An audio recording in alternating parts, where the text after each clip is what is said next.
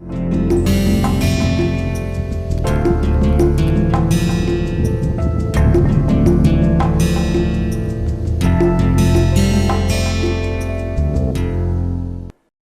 to Fundamentals of Acoustics. This is the 5th week of this course and today is the 2nd day of this particular week. Yesterday we had started our discussion on power, and we had developed an expression for power in terms of its voltage and current amplitudes, and also we had resolved this expression for power into a steady state component and a cyclic component. So, what we are going to do today is continue that discussion, and essentially we are going to find out how much power is dissipated by a system which has a resistive as well as an inductive element. So, let us consider an electrical system. So, this system has an AC voltage source, it has a resistor which has a value of R,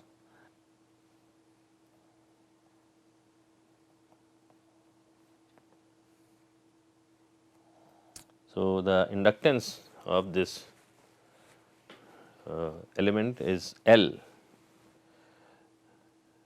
So, the voltage which is supplied by this AC source is equal to 10 cosine 2 pi times 60 t, or this is equal to 10 cosine 120 pi t.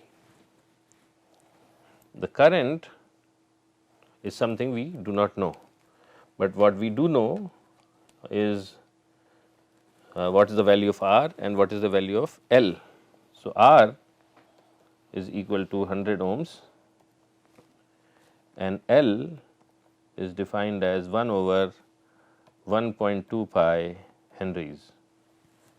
Okay. So, our aim is to find an expression for power, and power we will again write is equal to half of real of V times I plus half of real of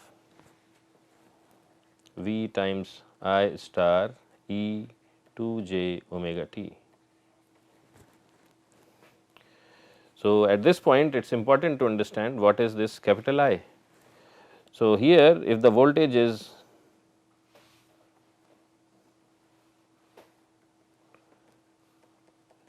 V t and the total current flowing in the circuit is small I as a function of time, then capital I is the complex amplitude of the corresponding complex current, which corresponds to the total actual current flowing in the system. So, it is not the current in R or in L, but it corresponds to the complex amplitude of the total current. Okay. And V is the external voltage on the overall system. So, our aim, so we know the expression for V, so I can also express it as real of 10 e j omega t, where omega is 2 pi times 60 hertz.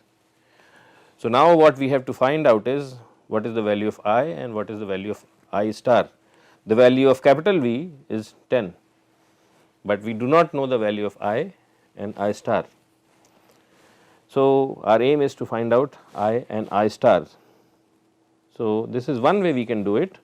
So, overall impedance of the circuit across the voltage source is, so across the voltage source there are two impedance elements, they are in parallel. So, I can say that the overall impedance is 1 over R plus 1 over S L, where S is the complex frequency. So, S times L is its overall impedance, and then I take the inverse. So, that equals R S L over R plus SL, and if S equals j omega, then I can write it as j omega L R divided by R plus j omega L. So, that is my first expression, this is expression 2.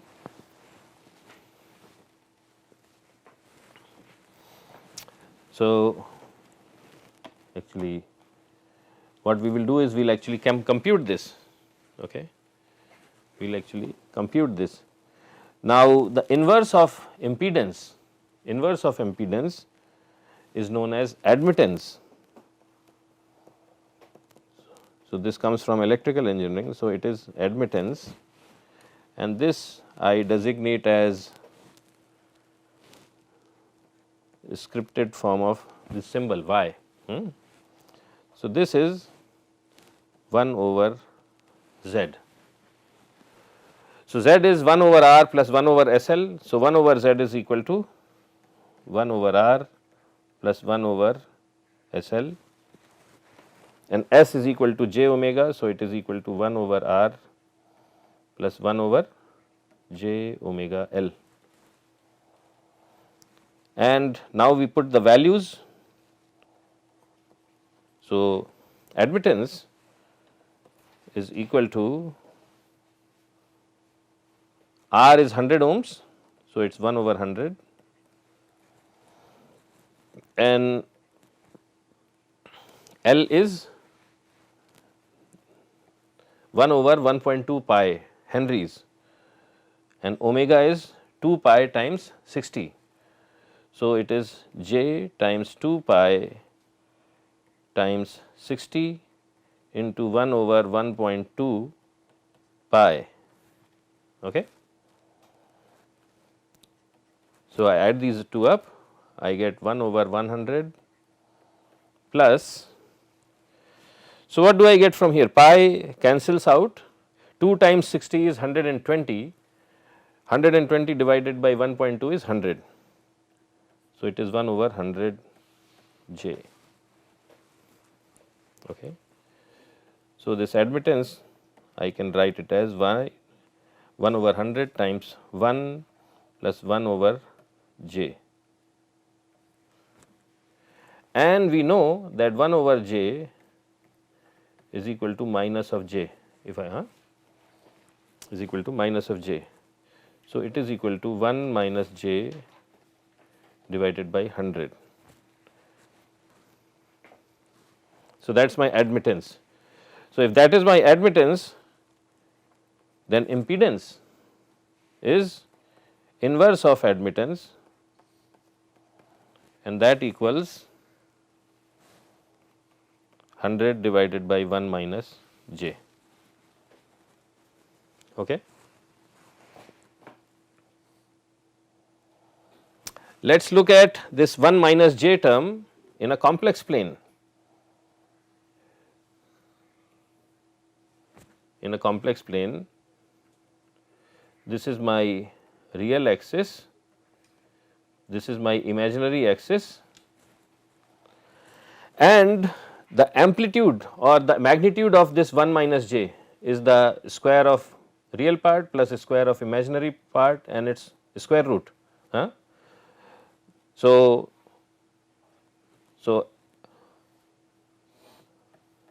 magnitude of 1 minus j is root 2. Okay. And what is the phase of 1 minus j? Phase of 1 minus j is minus 45 degrees. How do I get that? It is the inverse of tangent inverse, tan inverse of the imaginary part, which is minus 1, divided by the real part, which is plus 1. So, minus 1 over 1 minus 1, its tan inverse is minus 45 degrees. So, on this complex plane, if I have a vector which is root 2 long and which is at minus pi over 2 orientation, then this corresponds to 1 minus j, pi by 4, sorry. So, excuse me, So, that is my real axis, and this angle, if it is minus pi over 4, then that corresponds to this thing. So, I can also write it as 1 minus j is having a magnitude of root 2 times exponent of minus j times pi over 4. Okay. So, z is nothing but 100 divided by root 2 e to the power of minus j times pi over 4, or it is 100 divided by square root of 2 e to the power of j pi over 4. So, z is 100 divided by root 2 e to the power of j times pi over 4, and its complex conjugate z star is going to be 100 divided by root 2 e to the power of minus j pi over 4. Okay. So, why are we doing all this? We are doing this because we have to calculate I and I star in this relation 1. So, now we do the calculation for I equals V over Z, and V is 10 volts, V is the complex amplitude of the voltage signal. So, that is 10 divided by Z 100 times root 2 e to the power of j pi over 4.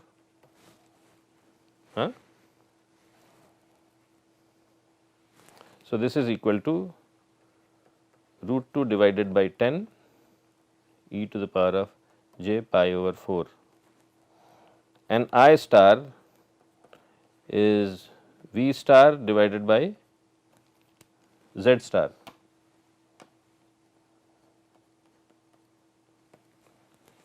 So, I missed a negative sign here.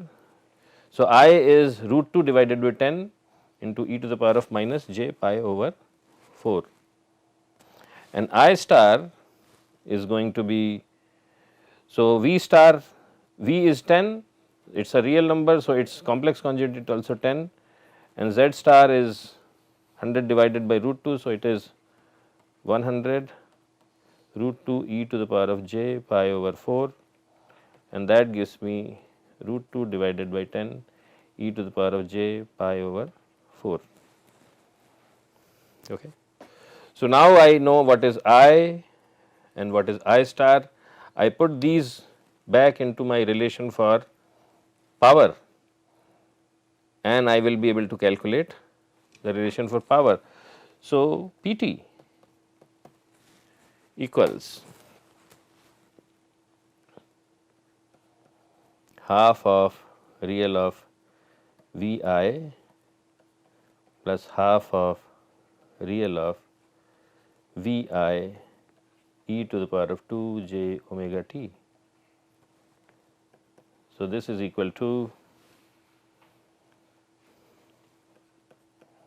half of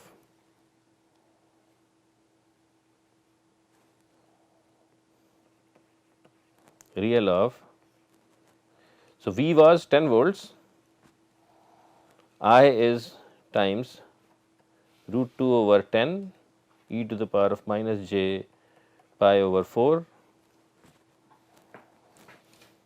plus half of real of, and I think there this was I star. So, this should be I star. So, V is 10 volts and I star is times root 2 over 10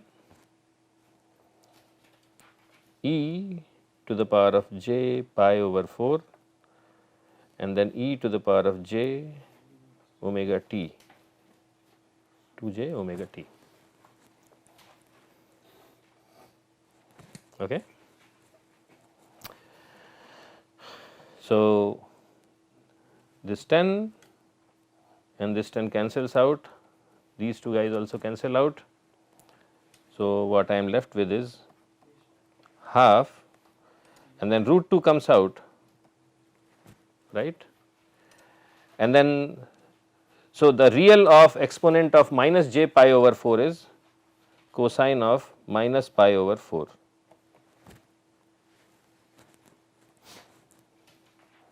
And then here I get half. So, our equation is for power is not half of real of V I, but it is actually half of real of V I star. Okay. And in this part it should be just V times I.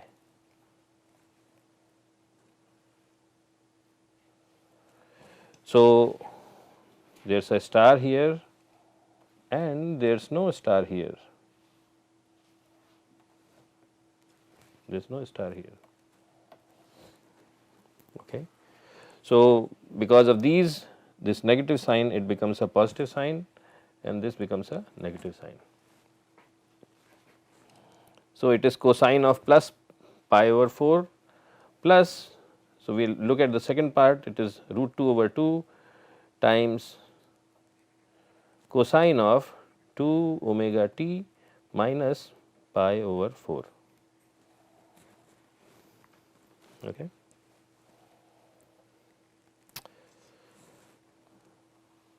So, what is cosine pi over 4? It is 1 over square root of 2. So, it is root 2 divided by 2 times 1 over root 2 plus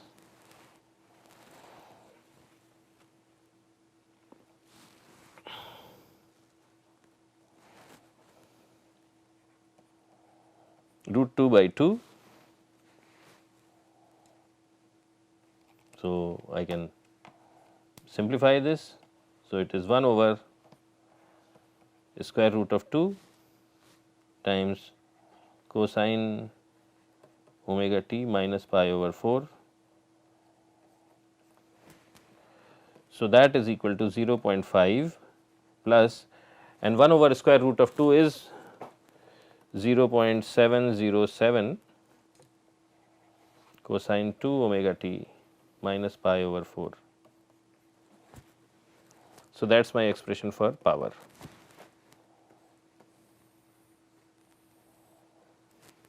That is my expression for power. Now,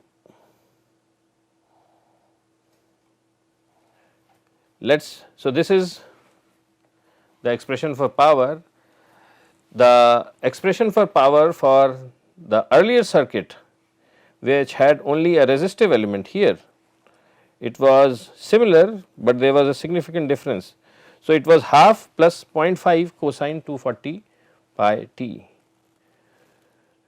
So, for a purely resistive circuit and where the resistance was same as what we had in this case. So, this expression is for LC circuit, no excuse me, LR circuit, and here L and R are in parallel, and the expression for power was 0.5 plus 0.5 cosine 2 omega t, and this one was for pure R circuit. Okay. So, when we look at these two expressions, we can make some important conclusions.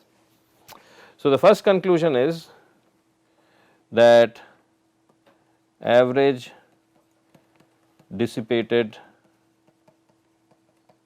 power, which is this thing, it does not change.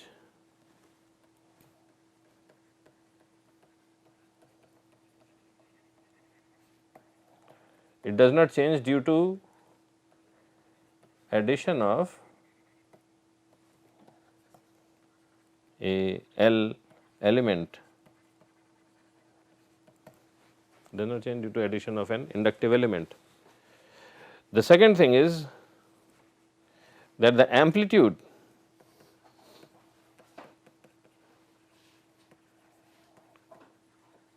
of overall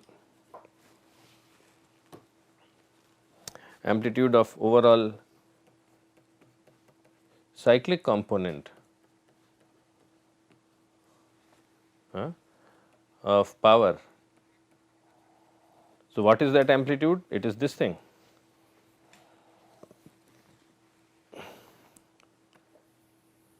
Which is underlined.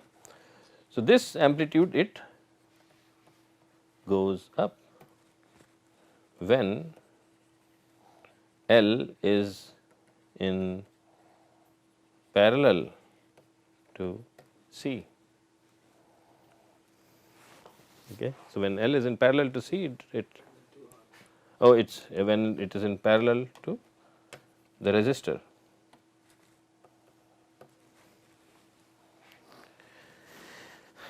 Third thing is, let us look at current. So, let us look at the amplitude of current. So, in an LC circuit, the amplitude of current was root 2 over 10 times e to the power of minus j pi over 4, right. And so, this is there, but so this also, the current also changes, the amplitude also changes, but what does that imply? That is what we will like to see. So, what we will do is we will plot this equation on an xy plane.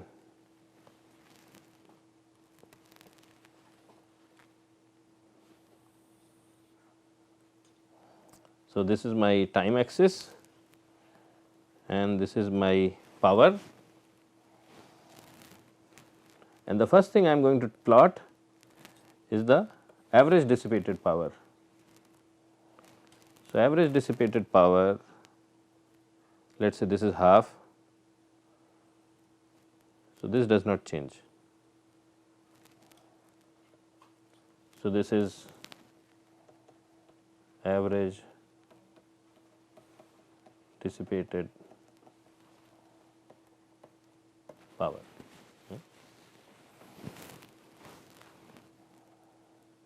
The second thing is that you have this cyclic portion, but its limits are 0.707 on the positive side and 0.707 on the negative side, and at time is equal to t, its value is 0.707 cosine of minus pi over 4, right.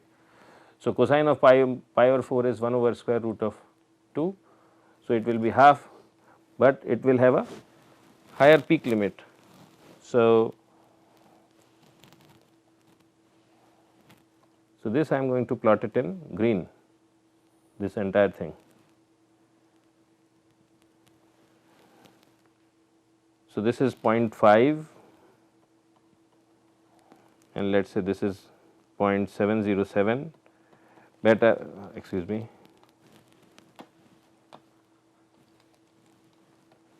so this is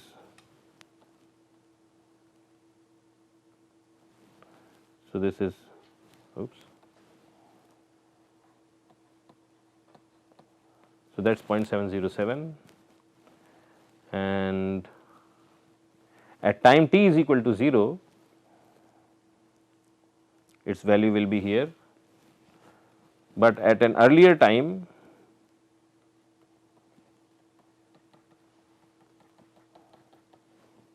it will, at negative time it will go up, right, and it will fluctuate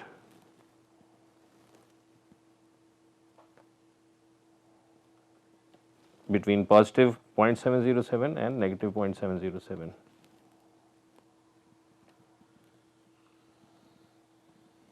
So, it will fluctuate like this. Okay. So, this is 0.707 cosine of omega t minus pi over 4 2 omega t times minus pi over 4. So, in the purely resistive circuit, the green dotted line and the sharp red line, they were same at the same level, and as a consequence, when you add up these two curves, the curve would shift only on the positive side, but in this case that is not the case. The third important thing is that you have this R and L, they are in parallel. So, when there are two elements in parallel, the overall impedance of the system, it goes down. When you have two elements in series, overall impedance goes up because you have more resistance to the system. But here when you have two things in parallel, then it is easier for current, because now it has current has more than one ways. So, the overall impedance goes down, and when overall impedance goes down, the amplitude of the current which flows through the system, it also goes up, and that is reflected in the fact that our value of I, which is this, is more, right. In the earlier case, in a purely resistive system, the value of current was 0.1. Here it has gone up, okay. Here it has gone up. So, what that means is that, so when current is flowing through a system which has R as well as L, this current is going to be having larger amplitude. Now, in this example, we assumed that these transmission wires had no resistance. So, when these transmission wires have no resistance, the heat lost for transmitting a higher amount of current will be 0. But in reality, we get electricity from a power station to our homes, and sometimes that power station can be sometimes kilometers, and in other cases 100 or even more than 1000 kilometers away. So, if I have in my home just a resistive circuit, then the amount of current which will come through the transmission wires will be less. If I have a circuit which is having R and L in parallel, right, then more current is going to come in. I will consume the same amount of power, which is half, which I have calculated, but the current, the heat loss due to transmission in the second case where I have R and L in parallel, it will be higher. Okay. Now, it turns out that most of the equipment which we use in our homes, what are they? They are fans, air conditioners, refrigerators, coolers, and all of these equipment, they have some resistance, and then there is a winding, and that winding is an inductor. So, most of these elements, most of these products which we use in our homes, they are something like R and L in parallel. So, because of the very nature of these products, they tend to draw more current, and that causes a lot of loss of heat or energy due to transmission. So, in that context, there is a term defined as power correction factor. So, we will discuss what is power correction factor in the next class, and then once we have finished that discussion, then we will go to acoustical power. So, with that I would like to close the discussion for today, and we will meet once again tomorrow. Thank you. Bye.